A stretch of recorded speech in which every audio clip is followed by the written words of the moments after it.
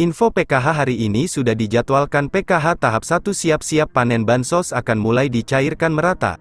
Assalamualaikum warahmatullahi wabarakatuh. Berjumpa lagi di channel ini. Apa kabar semuanya? Semoga selalu sehat, dilancarkan rezekinya, dimudahkan segala urusannya, amin. Di video kali ini saya akan berbagi informasi mengenai aturan terbaru bantuan sosial PKH tahap pertama tahun 2024 di bulan Januari tahun 2024. Kira-kira ada aturan terbaru seperti apa? Maka dari itu simak terus videonya sampai selesai agar supaya tidak ketinggalan informasinya.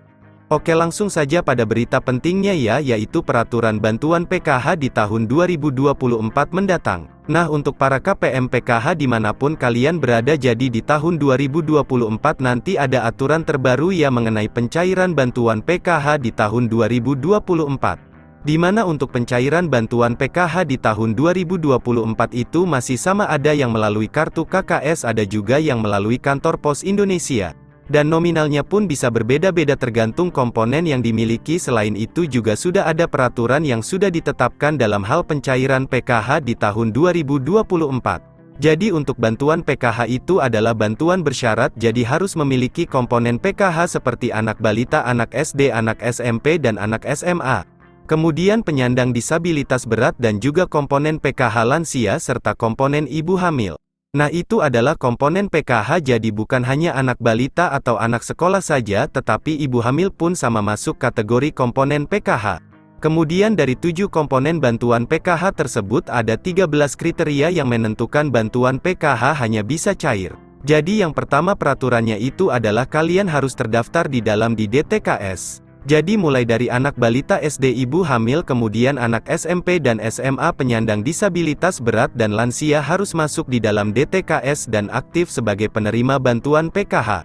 Kemudian peraturan yang kedua, di dalam keluarga maksimal hanya 4 komponen saja yang bisa masuk ke dalam pencairan bantuan PKH. Jadi maksimalnya itu adalah 4 komponen. Kemudian peraturan yang ketiga, prioritas bantuan PKH yang memiliki komponen datanya itu harus aktif dan badan antara di DTKS dengan Dukcapil. Nah, itu adalah yang harus dipatuhi karena bansos itu datanya harus badan dan valid, jadi tidak boleh ada perbedaan. Kemudian peraturan yang kelima, jika kalian terdaftar sebagai penerima bantuan PKH anak sekolah baik itu SD, SMP maupun SMA, datanya harus terdaftar di aplikasi Dapodik sekolah masing-masing dan datanya padan dengan DTKS, jadi tidak boleh ada perbedaan. Selanjutnya peraturan yang keenam, untuk komponen PKH balita yang disebut sebagai komponen PKH balita itu ialah hingga anak yang kedua saja apabila ada balita ketiga ataupun balita keempat dan seterusnya maka sudah tidak dapat dibilang penerima PKH lagi karena cukup dibatasi sampai balita kedua saja.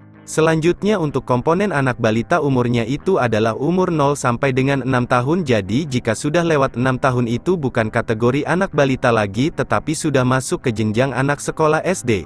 Selanjutnya peraturan yang ke-8 yang dianggap komponen disabilitas itu hingga 4 orang saja, jadi maksimalnya itu ada 4 orang yang bisa menerima bantuan PKH disabilitas dalam satu keluarga. Kemudian selanjutnya untuk komponen lansia, peraturannya adalah yang dibilang komponen PKH lansia sama seperti penyandang disabilitas, yaitu maksimal 4 orang saja yang masuk dalam pencairan PKH. Jadi dalam satu keluarga maksimal 4 orang untuk penyandang disabilitas dan komponen lansia. Kemudian peraturan yang selanjutnya, untuk komponen lansia tersebut usianya harus mencapai minimal umur 60 tahun. Kemudian yang selanjutnya untuk komponen cucu itu juga bisa masuk ke dalam pencairan bantuan PKH asalkan lolos sebagai penerima dan memenuhi persyaratan. Kemudian peraturan yang selanjutnya untuk komponen ibu hamil.